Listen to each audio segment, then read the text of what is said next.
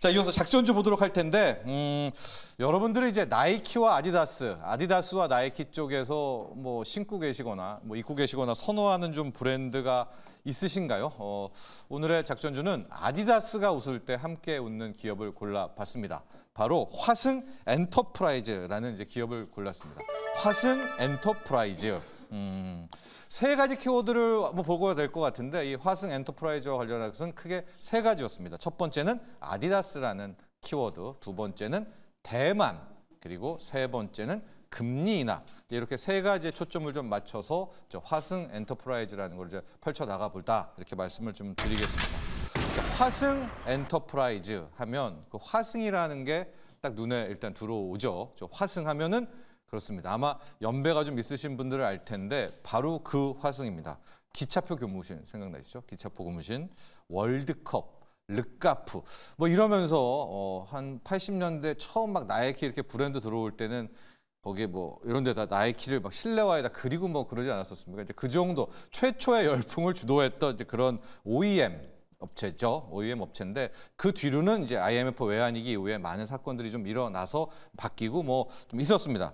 근데 하여간 화승이라는 표현할 때는 그렇게 좀 기억하시면 될 것 같고 현재로 보면 아디다스 신발의 OEM, 아디다스에서 주문을 하면 그거를 만드는 회사 중에서 물량으로 보면 글로벌 2위의 업체다. 이렇게까지만 정리를 해보시면 될 것 같아요.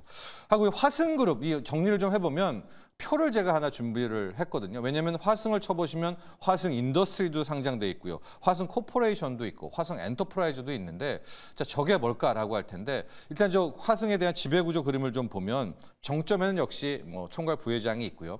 밑에 화승 코퍼, 화승 인더, 화승 엔터. 오늘이 할 거는 거의 말단에 있는 이제 화승 엔터프라이즈고 상장한 뭐 화승 인더, 화승 코퍼가 있을 텐데 저 그림을 보시면 처음에 드는 생각은 아, 저 지배구조 복잡하네. 그러면은 또 지배구조 관련하는 저평가, 뭐 주가 안 오르는 거 아니야, 누르는 거 아니야라고 했을 텐데요.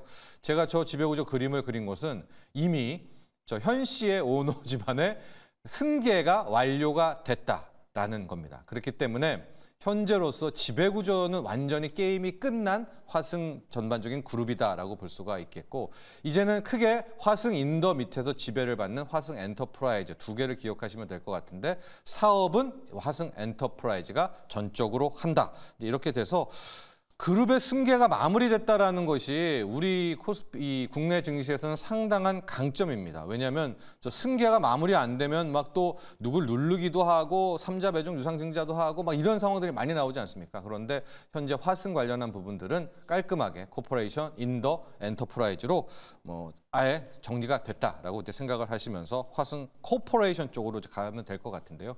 앞서도 말했듯이 첫 번째 키워드는 아디다스입니다. 아디다스. 첫 번째 키워드, 아디다스와 운명을 함께한다라는 쪽에서 좀 보면 앞서도 말씀드렸지만은 아디다스의 물량을 받는 세계 2위 업체가 화승 엔터프라이즈잖아요. 그런데 현재 나이키가 침몰하고 있다. 나이키가 무너지고 있다. 이런 기사들이 굉장히 많이 나옵니다. 실제 주가나 물량도 마찬가지인데 그럼 나이키가 무너졌을 때 누가 지금 뜨고 있느냐? 바로 아디다스다라고 생각하시면 되겠고 그럼 아디다스가 뜨면 아디다스의 물량 OEM 하는 거 주문받아서 만드는 화승 엔터도 매출과 마진도 늘어나겠죠. 이런 컨셉으로 일단 기억을 하시면 될 것 같고요.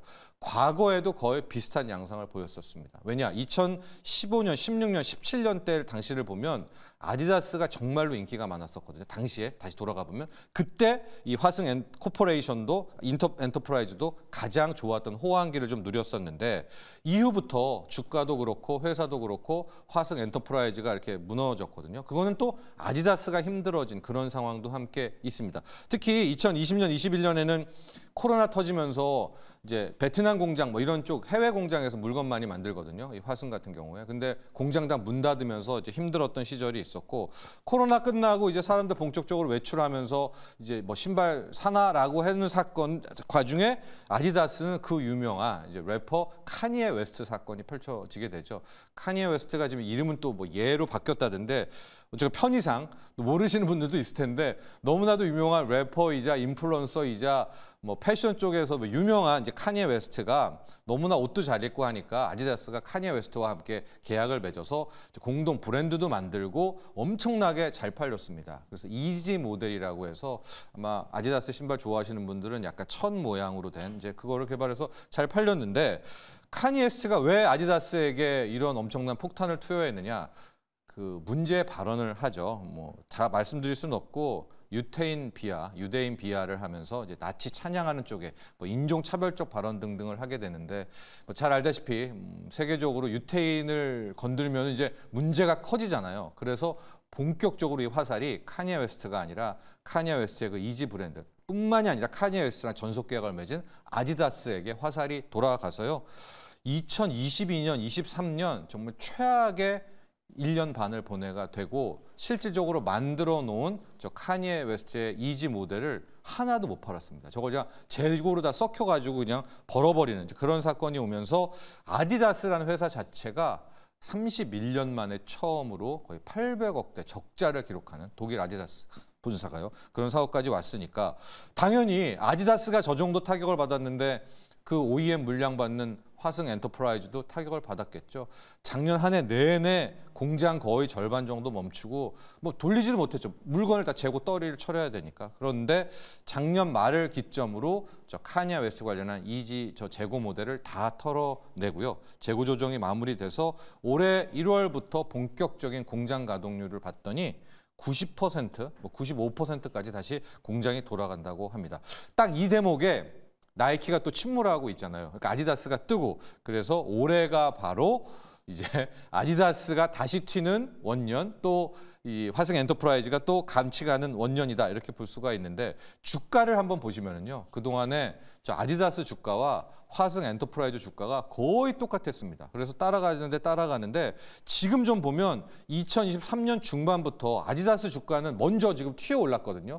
반면에 이제 밑에 검정으로 되어 있는 화승 엔터 주가는 지금 아디다스를 못 따라가고 있습니다. 이게 이제 OEM 쪽이어서 이제 뒤따라가는 것 같은데요. 아디다스가 더 튀어 오르게 된다면 아마도 실질적으로 이제 화승 엔터프라이즈 주가도 덩달아서 오를 수 있지 않을까 이렇게 보고 있습니다.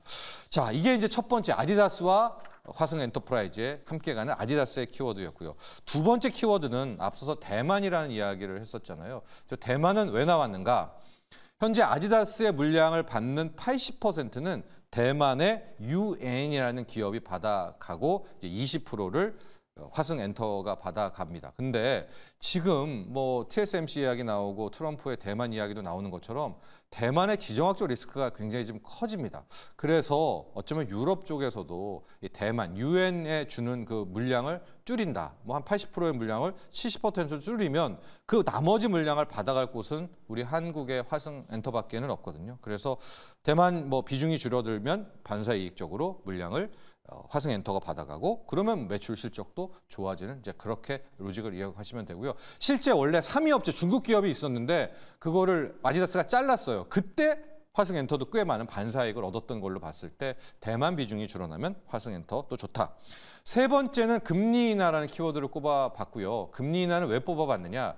금리 인하가 우리는 지금 굉장히 바라고 좋아하지만 금리 인하 자체는 실은 경기 부진을 알리는 신호입니다. 경기가 나쁘니까 금리 인하를 하는 건 아니겠습니까? 그래서 최근 증권사 브랜드에서도 보고서에서도 의류주 얘기를 많이 하잖아요. 의류주 쪽에서도 보면 가성비 좋은 뭐 중저가 브랜드 많이 얘기하고 미국도 갭의 주가 많이 오르고 갭 물량이 많이 나오는 건 아니겠습니까? 그렇게 된다면 금리 인하 때 보면 실질적으로 이제 가성비 좋은 대중적인 브랜드의 실적이 많이 올라가는 그러면 이제 아디다스 물론 비싼 모델도 있지만 아직까지는 저 아디다스라는 이제 저 운동화나 저런 게 막 명품 쪽은 또 아니지 않습니까? 그러니까 실질적인 뭐 실적 개선이 기대된다. 또 파리 올림픽이 당장에 이제 다음 주에 시작되게 되면 아디다스가 또 어필할 수 있지 않을까라고 볼 수가 있습니다. 자, 계속해서 정리를 해보면 아디다스가 갈 때 화승 엔터프라이즈도 간다. 근데 지금 아디다스의 매출을 좀 보시면 2022년, 2023년 카니에 웨스트 때문에 정말 힘들었지만은 지금 거의 뭐 8%에서 10%가량의 매출 성장이 아디다스가 기대된다고 하거든요. 지금은 이제 아디다스의 매출 전망입니다. 그러면 자연스럽게 이걸 받아가는 화승엔터도 효과를 본다. 1분기 때 벌써 매출이 3,400억 정도인데 2분기는 4,000억을 넘을 그럴 예정이고요. 1분기 때 영업이익이 실은 53억. 이때는 이제 전년도 반영이 되겠죠. 근데 2분기부터는 거의 200억 그 이상도 지금 바라보고 있습니다. 그러면 전년 동기 대비로는 거의 3배 가까이 이제 늘어나는 그런 대목이어서 굉장히 좀 있고 4분기 때는 이제 화승엔터가 또 잘 만드니까 삼바 모델 또 캠퍼스 모델도 받아서 생산할 예정이다라고 해서요. 자, 오늘의 작전주는 아디다스가 웃을 때 함께 웃을 수 있는 아디다스의 신발 OEM 업체 화승엔터프라이즈를 다뤄봤습니다. 여기까지 하죠.